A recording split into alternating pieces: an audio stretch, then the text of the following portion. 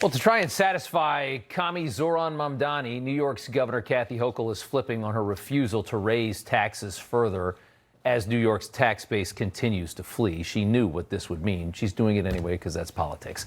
Hochul now proposing a new tax on second homes worth more than $5 million, in addition to the property tax that they're thinking about implementing to try and save the budget, which would be a tax on everybody.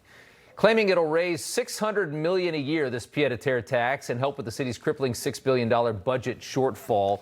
The tax could also include a provision that allows for properties at higher values to be taxed at a higher rate as well. So what will really happen with this plan? Well, the city will see far less than that $600 million estimation. They always have very rosy estimations of how much money will come in, and the entire tax base will further erode. And in just a few years, there will be nothing to show for this huge tax. In fact, it'll end up being a net loss. This as Zoran vows to open the first city-run grocery store in East Harlem, subsidized food for the lucky few who get through the door in the first hour before a store like that is completely raided and destroyed. This is an idea, mark my words, is going to blow up in this guy's face, but we're not going to see it for like 3 years. Peter Navarro joins us now, Senior Counsel for Trade and Manufacturing. The first city-run grocery store going to take 3 years to build, Peter. It's going to cost $30 million, and that's their rosy estimate at this current time. How bad will it be? Yeah, but the baloney's free, Rob. You know what I'm saying? You feel me? Look, people understand the shell game here. It's like the Democrats, particularly those Democrats, they're socialists. What is socialism? Socialism is the redistribution of income from part of the nation to the other part of the nation. So what the Democrats do is they spend a bunch of money on welfare programs and all sorts of things that they can give to people who then will vote for them. Yep. And then, hey, they fulfill their promise. They try to take it from everybody else. But it's not the rich they take it from. It's literally from everybody else. But I think the best way to answer them is to wish you a Merry Christmas, Rob.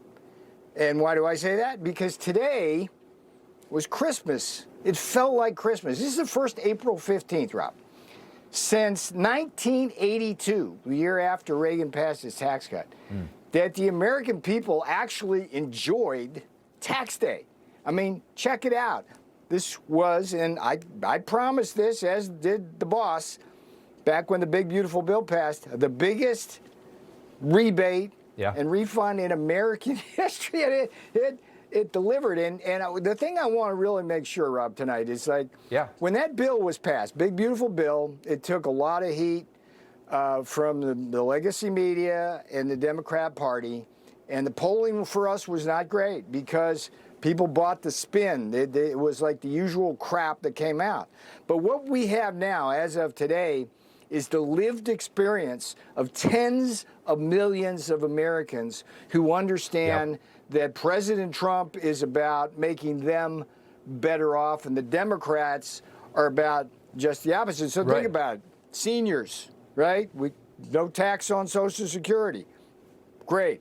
Hey, manufacturers, no tax on overtime. All those blue-collar workers making stuff, and there's going to be more of them. That's a good deal. We had so much fun. I think it was yesterday or the day before we had DoorDash grandma the McDonald's come to the Oval. I don't know if you saw that little set piece, but it was genius. Yeah, it was.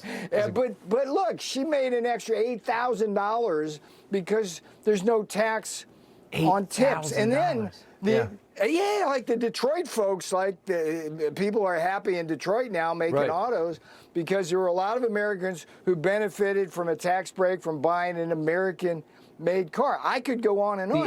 The average refund this filing season is over $3,400. That's 11% higher than last year, 19% higher than the average return over the prior 4 years. Those are the numbers. And what it really comes down to is there's two ways of looking at this country. If you want to get money back in your pocket, you can either agree to raise taxes and think that the government's going to give you something back and that they're actually going to be efficient for the first time in the history of governments, or you can just have the government say, just don't give us as much and keep it in your pocket.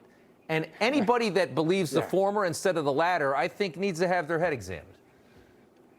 Well, going back to our Christmas theme, I mean, April 15th traditionally is a day of mourning in America, where American families, gather around the kitchen table and they hold a wake for about 25% to 30% of the income they have to give to Uncle Sam every year, when they prefer to keep at least some more of that. So it's a sad day, okay? Now, never mind the hassle of going through all of that stuff. Right. We made it easier to file, and people are getting a bunch of money back. So what's not to like about that? So I'm hoping that as we talk more and more about this, the big, beautiful bill will get the kind of love in the polling that it should get. We can't, Rob, you know this. Yeah. You're in New York City. You're in the belly of that friggin' beast right now. Yeah. We can't live like that.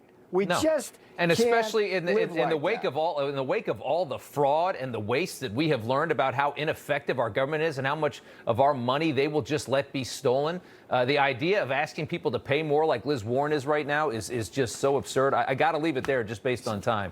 But we appreciate you coming on, Peter Navarro. Always good to see you, man. Love the economic plan from this White House. Good to see you, sir. Thanks so much.